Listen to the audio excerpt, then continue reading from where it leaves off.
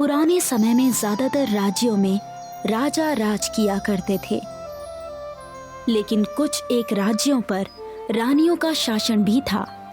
ऐसा ही एक राज्य था मारबीको, जिसमें लूसिया नाम की रानी राज किया करती थी।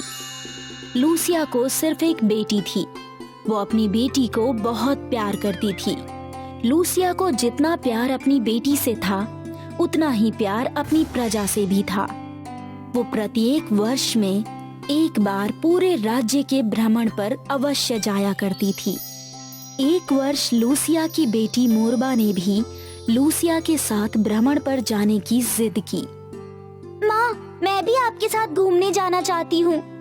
बेटी मोरबा, तुम्हारी उम्र अभी बहुत कम है, तुम्हें महल में ही रहना चाहिए। माँ, मुझे भी दुनिया घूमनी है।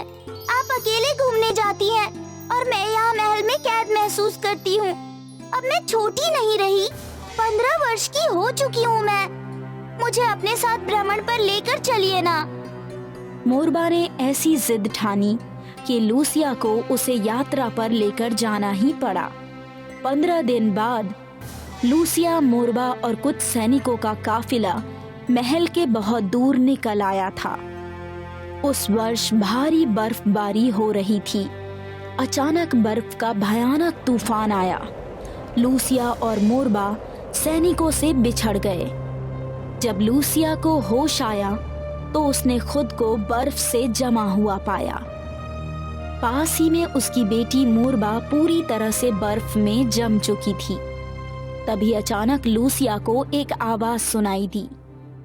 आओ आओ मेरे पास और पिघला लो अपनी बर्फ को। मैं हूँ गर्म पानी का झरना। लूसिया ने इधर उधर नजर दौड़ाई तो कुछ दूरी पर उसे एक झरना नजर आया। लूसिया अपने जमे हुए हाथ पैरों को लेकर झरने के पास पहुंची। उसने अपने हाथ पैर धोए, जिससे उसका जमा हुआ शरीर सामान्य हो गया, और फिर झरने का पानी भी पिया। लूसिया जब पलटकर वहां से जाने को हुई तो किसी ने पीछे से उसके बाल पकड़ लिए। लूसिया ने देखा कि झरने के पीछे एक राक्षस है, जिसने उसके बाल पकड़ लिए हैं। मैं इस झरने का मालिक हूँ। जो भी इस झरने का पानी पीता है, या तो उसे जीवन भर के लिए मेरी गुलामी स्वीकार करनी पड़ती है, या उसे अपनी सबसे प्यारी चीज को मुझे देना पड़ता है। शायद तुम जानते नहीं कि तुम किससे बात कर रहे हो। मैं राज्य की रानी हूँ, इसलिए मेरे बाल तुम्हें छोड़ने ही होंगे।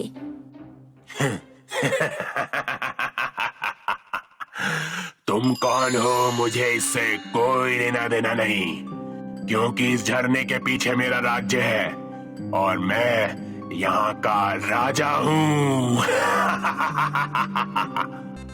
लूसिया की सबसे प्यारी चीज उसकी बेटी थी, जो कुछ दूरी पर बर्फ से ढकी बेहोश पड़ी थी। लूसिया ने सोचा, अगर मैंने खुद को इस राक्षस को सौंप दिया तो राज्य कौन संभालेगा। इसलिए उसने भारी दिल से अपनी सबसे प्यारी चीज, अपनी बेटी को राक्षस को सौंप दिया। ओ झरने के राक्षस, मैं अपनी सबसे प्यारी चीज, अपनी बेटी को तुझे सौंपती हूँ। अब मेरे बाल छोड़ दे। जैसे ही लूसिया ने ऐसा कहा, राक्षस गायब हो गया। लूसिया तुरंत उस जगह की तरफ दौड़ी जहां उसकी बेटी थी, पर अब उसकी बेटी वहां पर नहीं थी। लूसिया समझ गई कि राक्षस को दिए गए वचन के कारण उसकी बेटी राक्षस के पास पहुंच गई। समय बीता। लूसिया के घर एक पुत्र जन्मा, जिसका नाम पीटर रखा गया। पीटर बड़ा होकर एक बुद्धिमान और बहादुर नवयुवक बना। पीटर का मामा यानी लूसिया का भाई हमेशा पीटर को लूसिया के खिलाफ भड़काता रहता था। मामा सोचता था कि पीटर का लूसिया के साथ रिश्ता खराब हो जाए तो वो लूसिया से राजा की गद्दी अपने बेटे को दिलवा देगा। पीटर मेरे बच्चे, क्या तुम जानते हो कि तुम्हारी एक बड़ी बहन भी थी जिसका नाम मोरबा था? बड़ी बहन? मुझे तो इसके बारे में कुछ नहीं बताया गया। लूसिया ने अभी तक लोगों से इस बात को छुपा रखा था कि उसने अपनी बेटी को एक सौदे में गवा दिया।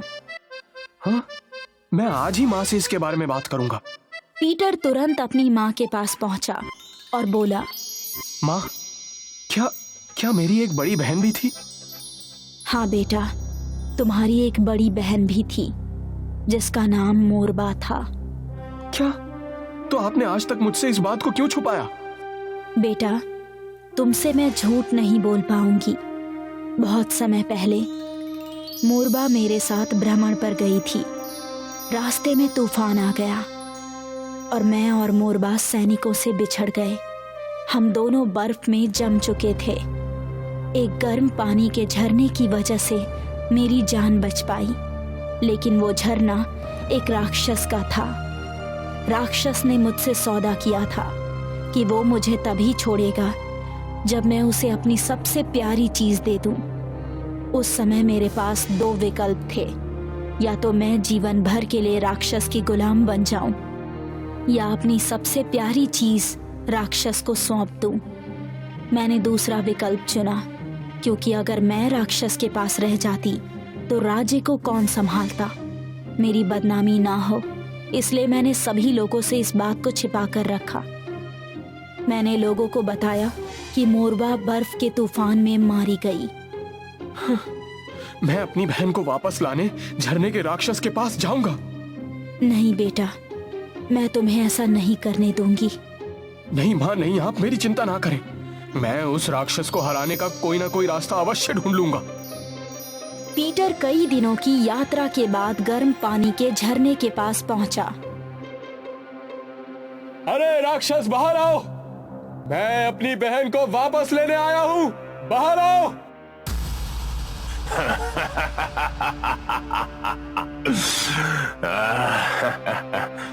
इसे कहते हैं कि शिकार का खुद पिंजरे में चले आना। तुम तो मेरे सामने बच्चे हो, भला तुम मुझे क्या चुनौती दोगे? फिर भी मैं तुम्हारी बहादुरी की दाद देता हूं, क्योंकि आज तक किसी ने मुझे ललकारने की हिम्मत नहीं की। अगर तुम अपनी बहन को यहां से ले जाना चाहते हो तो तुम्हें मेरी 3 पहेलियों का जवाब देना होगा। अगर तुमने गलत जवाब दिया तो तुम्हें तुम्हारी बहन की तरह सारी उम्र मेरी गुलामी करनी होगी। बोलो, क्या तुम्हें मंजूर है? ठीक है, मुझे मंजूर है। तो ठीक है, पहली पहेली ध्यान से सुनना। वो कौन सी चीज है जो गोल गोल है, नरम नरम है, आधी फूल है आधी फल है, उसे जो भी खाता है भूल नहीं पाता है? गोल गोल नरम नरम कोई मिठाई लगती है, आधा फल आधा फूल।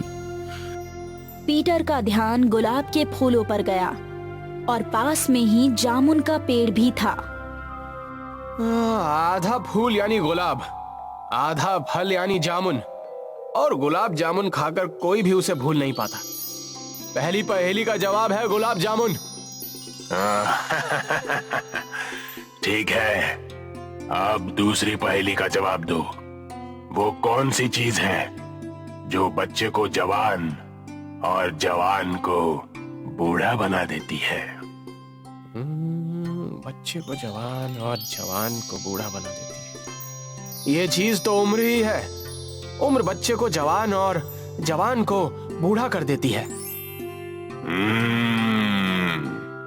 तुम वाकई बहुत चतुर हो। अब आखिरी पहेली, वो कौन सी चीज है जिसके पंख नहीं होते फिर भी वो उड़ती है? राजकुमार ने झट से जवाब दिया,